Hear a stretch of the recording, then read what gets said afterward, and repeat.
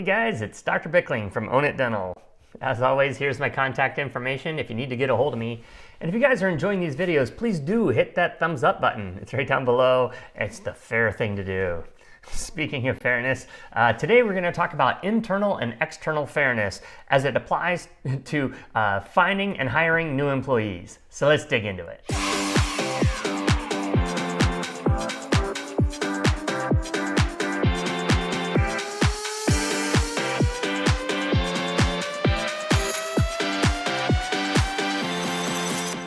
All right, I know there's a lot of you out there saying, Dr. Bickling, I can't find anybody. I can't find anybody to work.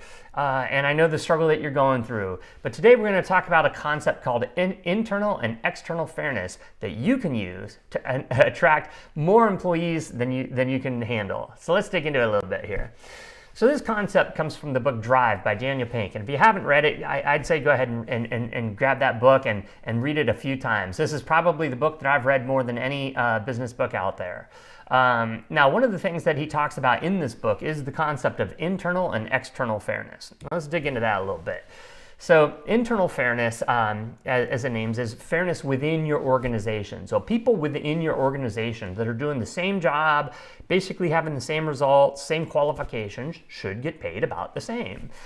If you have ones that are either have higher skills or are higher performers, or perhaps have licenses like doctors or hygienists, of course they're going to get paid a little bit more.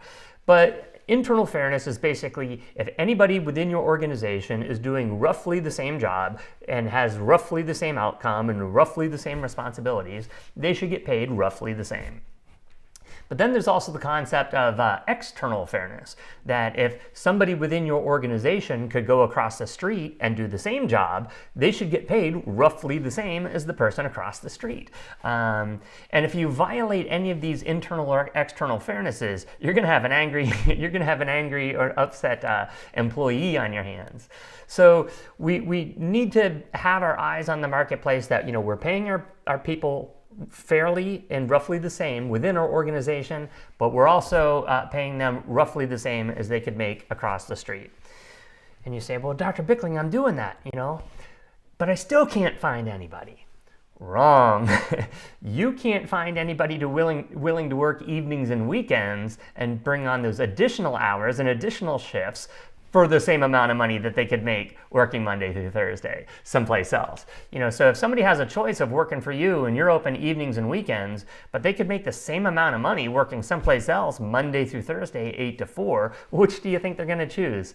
Of course, they're going to choose, working someplace else Monday through Thursday, 8 to 4, those traditional dentist hours, So internal and external fairness, it also applies to, having similar responsibilities both inside and outside of the organization, similar hours, similar days off, benefits, so on and so forth. And if you're asking more of your staff than the guy across the street is, then they're going to expect more from you. That's just how you satisfy internal and external fairness. Otherwise, they're going to go work for the guy across the street. And here come the buts. But I can't afford to give everyone raises. And this is where I think our thinking goes wrong. I'm not telling you to give everybody raises.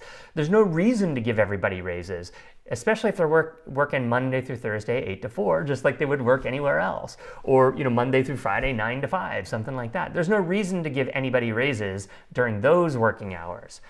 But you should give additional incentives if they're working evenings or weekends. So what did I do about it? So what I did was I basically paid my staff a normal baseline salary. I would say it was probably average or even on the low side of average to the competitive external marketplace in my area. But then what I would do on any evening hours, anything after 5 p.m. or on weekends, I would give everybody a $10 an hour bonus. So for a front desk member who's might be making $15-20 an hour or something like that, you add them, give them another $10 an hour. Now they're making $30 an hour between the hours of 5 p.m. and 8 p.m. or on weekends. And there's plenty of people that are willing to work for an extra $10 an hour. But you don't pay them that extra during the middle of the day, middle of the week. You do it on the days and the times that are different than the guy across the street. And for our hygienists, not only would I give them an extra $10 an hour, but I'd also give them an extra $10 per patient seen. And they were working with an assistant, so they could see up to 2 or sometimes even 3 patients per hour. So it wasn't unusual for our hygienists to be making an additional $30, sometimes even $40 per hour during the evenings and weekends. I want to incentivize the behaviors, and I want to reward my staff for doing those behaviors. And I know, but Dr. Bickling, I'm going to run out of money if I do that. Wrong. Because again, it's been proven time and time again that the patients that come in evenings and weekends spend 2 to 3 times as much as the patients that come in middle of the day, middle of the week. So although yes, you will be paying your staff more only during those limited hours, you're actually going to be getting a lot more out of those hours, and you're going to be incentivizing those behaviors that you want. So how do you advertise this? So whenever I run an ad for, let's say, a hygienist, I would say, hygienists, make up to $75 per hour, right? Or $85 per hour, or whatever the number is. And how do I come up with that? Well, let's just say in your area, the average salary of a hygienist is $45 an hour. Well, during the middle of the day, middle of the week, they'll get a baseline salary of $45 an hour. But on evenings and weekends, I'll pay them an additional $10 an hour. That'll kick it up to $55.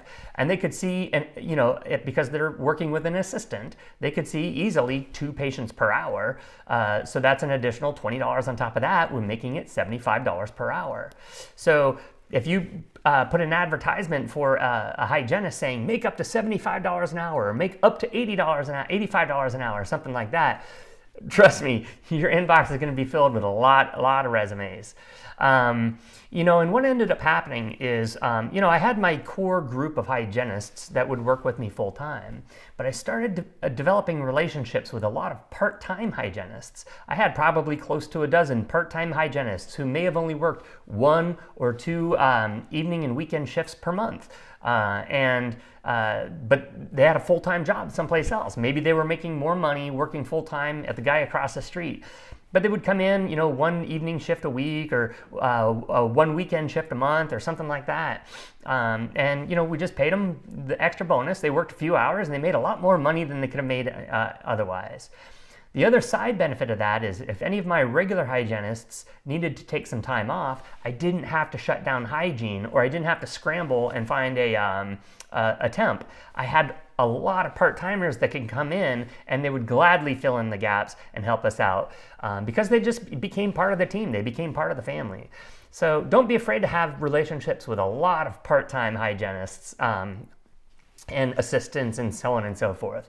So in any case, I hope this was helpful. Use internal and external fairness. If you're asking more of your staff than the guy across the street is asking of them, they're probably going to expect more from you because otherwise you're going to be triggering that internal and external fairness thing that's in their mind, and it's not going to motivate them.